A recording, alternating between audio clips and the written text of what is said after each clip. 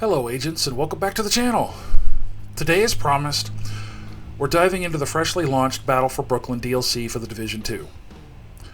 We're going to explore what's new, what's included, and some thoughts I have about it. I am not going to spoil specifics here, as I'm sure some of you haven't finished it yet.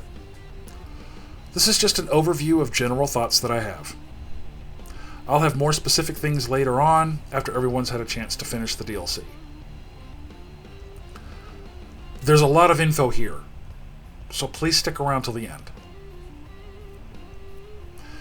But before I get into it, I want to apologize for my last video. Some people picked up on it. I was exhausted when I recorded the voiceover. It was a seriously hectic week, and it caught up with me, and my voice reflected it. It wasn't intentional, and it was recorded late in the week, and I wanted to make my Friday deadline. I may have sounded annoyed. I was just tired. Real life and all.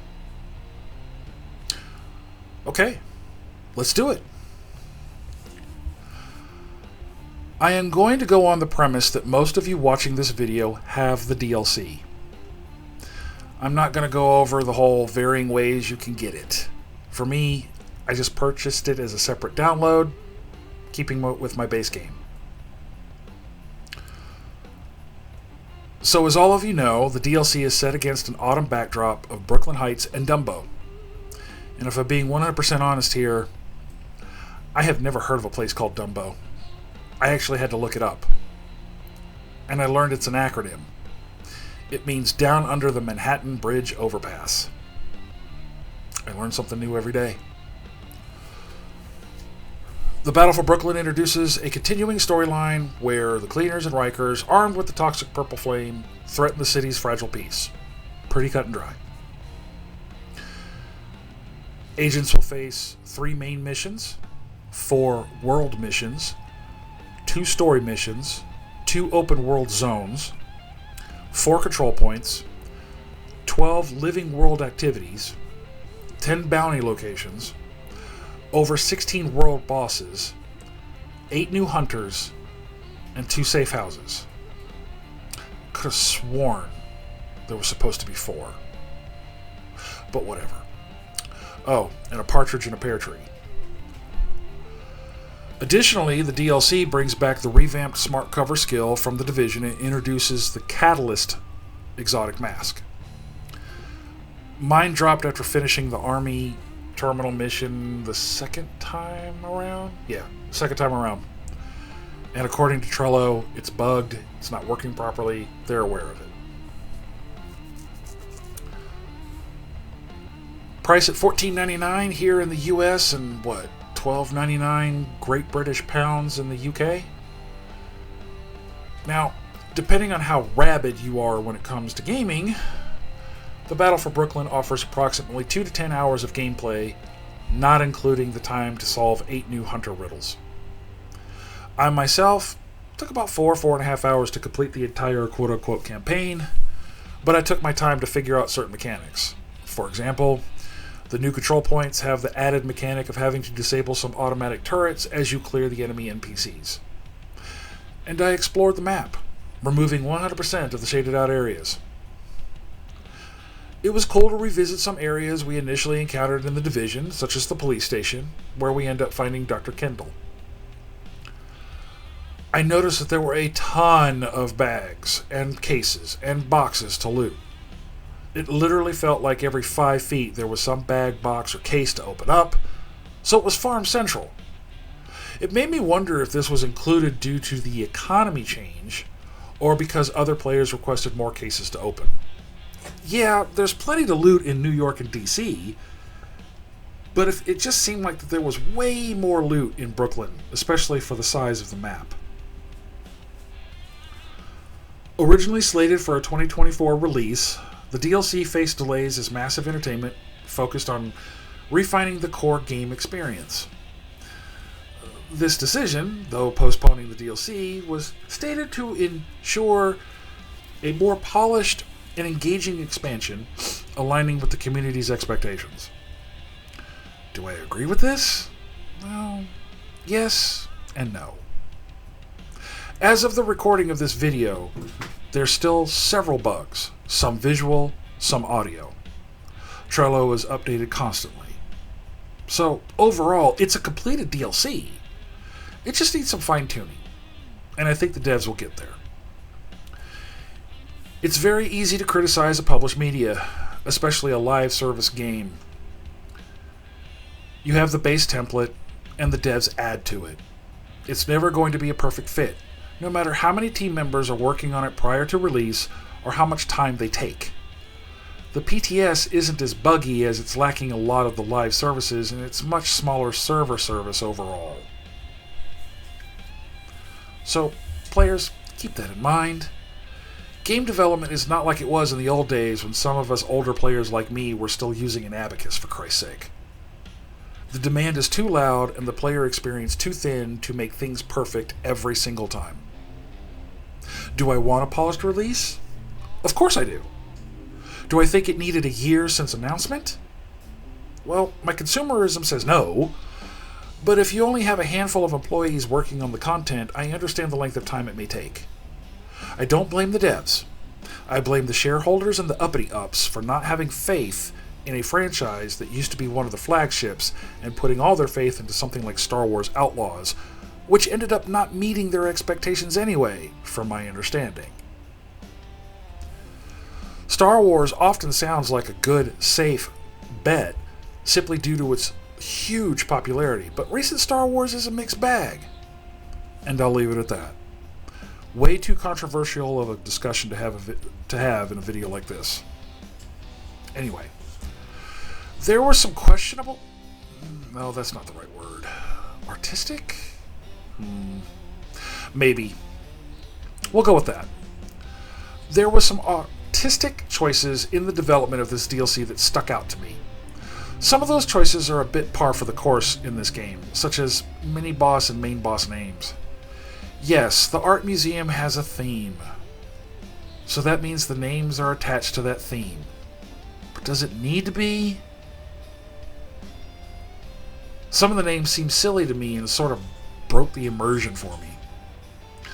I think nicknames and title names should feel more badass and bold, but that's just my opinion. Again, it's very easy to couch coach, but I will say this. The gaming community has waited 5 years for new content. The DLC is much smaller than Warlords of New York. Details like the names of some of the bosses reinforces the opinion of others to ask, really? This is it? Especially when the DLC launched was delayed for so long.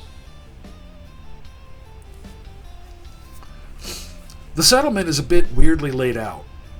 I think it's good that the calibration table, the crafting table, and specialization tables are all located in the same area next to the stash in the middle, but the vendor is located all the way to the other end of the settlement from where you land. It's not as ergonomic as I hoped. I'm in no way saying that the other settlements or base of operations is laid out any better. Oh god, no. I'm just saying you'd think, based on how weirdly spread out the base of operations, castle, or even haven is laid out, that Brooklyn would have learned from that. It provides the impression that certain things were rushed at best and not really thought out at worst. I don't necessarily think that was intentional, but I can understand the pushback. And I've watched a few videos on YouTube to see said pushback. Battle for Brooklyn may not be the largest DLC in the franchise, but it did deliver the idea that more is coming. There are certain audio cues and dialogue that suggests more is to come in The Division 2, and I think both veterans and newcomers can appreciate that. I thought the $15 was a decent price with some of the creative choices notwithstanding. It's a worthy addition to the Division 2 universe. I've watched quite a few videos about the DLC before posting this video. The typical fanboys did not disappoint, staying on script, and there were a few haters out there. One hater in particular seemed massively confused about the timeline. I don't see how, but I digress. Another hater seemed to be annoyed at the scope, or lack thereof, of the DLC and suggested the devs had been working on it for the last 5 years. They haven't, my guy. We just haven't had any content for 5 years. They weren't working on it for 5 years. A fanboy suggested that the DLC was perfect and there were simply nothing wrong with it. So yeah, two opposing extremes there. And me, I'm shooting for in the middle here. Do I think the DLC was worth the $15? Well, yeah, it's a typical small-sized DLC. Could it have been more? Well, yes, it could have been. But that could be said about any DLC on any game on any platform of any size. Do I think more is coming? Yes, and I think more is coming relatively soon. No, I don't think it'll take another 5 years. Maybe. There's a few things to point out, and results may vary. Since the launch and the second downtime, I'm still getting Manny popping in my ear that Kelso had to leave, and he's still interrogating Schaefer every time I land from fast traveling, either jumping into the game, going to a safe house, fast traveling to a mission, whatever. Sometimes that line of dialogue repeats like 5 or 6 times, even if I fast travel out of DC to New York or to New York to Brooklyn. I've tried fast traveling to missions as well. It eventually stops. It was a little disappointing that Sonia Balmores, the voice actress for Kelso, is absent post-climax of last season. Most likely they didn't have anything written for her to voice act, or she was not available due to other acting obligations. Since I have to now get my Melissa O'Neill fix by watching The Rookie, she voiced Fei Lau in The Division and Division 2, by the way, Sonya needs to come back and be angry and shit. I was also disappointed not to hear new lines of dialogue from Derek Hagan. Schaefer has some of the absolutely best lines in this game. I have some thoughts on some specifics about the DLC, characters, and game mechanics, but that'll wait till everyone's had a chance to play through it. I enjoyed the DLC, and I'm still hanging out in it for the journey. Not associated with DC yet. Still running the season, and I'm shepherding. It's new content, and I'm exploring and enjoying playing with the clan to master the map mechanics. I'm curious to see if the missions will be added to establish rotating content. I can see where the army terminal could be revamped as a stronghold and added to legendary rotations. As I mentioned before, there are certain clues in the DLC that alludes to more future content, and it reinforces my opinion that the shareholders decided to take a more cautious approach to adding the DLC to see how successful it is before pushing the floodgates. Now that there's more than just a small skeleton crew working on the game now, new content should be coming soon. So, now I hand it over to you. Tell me, what are your thoughts? Be honest.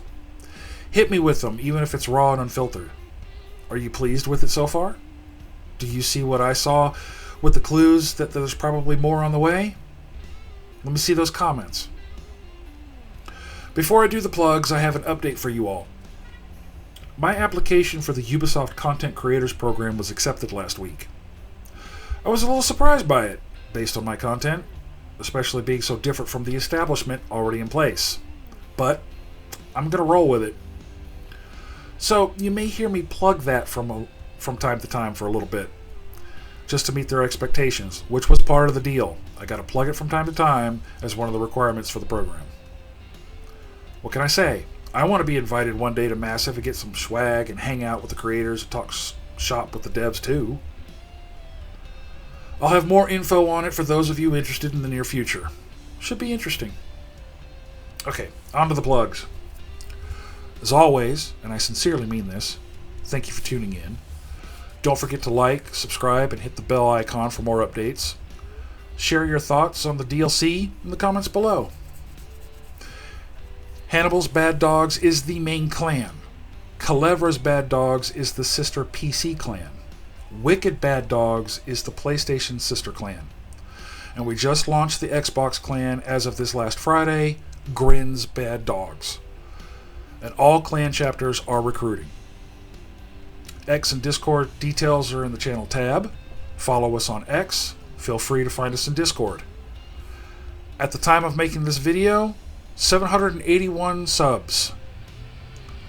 Thank you for all of you for subbing to the channel. My goal was originally 750 by this Friday coming up, and that was just blown out of the water. So I do appreciate that. We are growing, and it's awesome, and it's all thanks to you. Even the 4 trolls I've encountered in the comments. You simply just help me with my algorithm, guys. So even I appreciate that from you. And lastly, until the next time, this is Hannibal, signing off.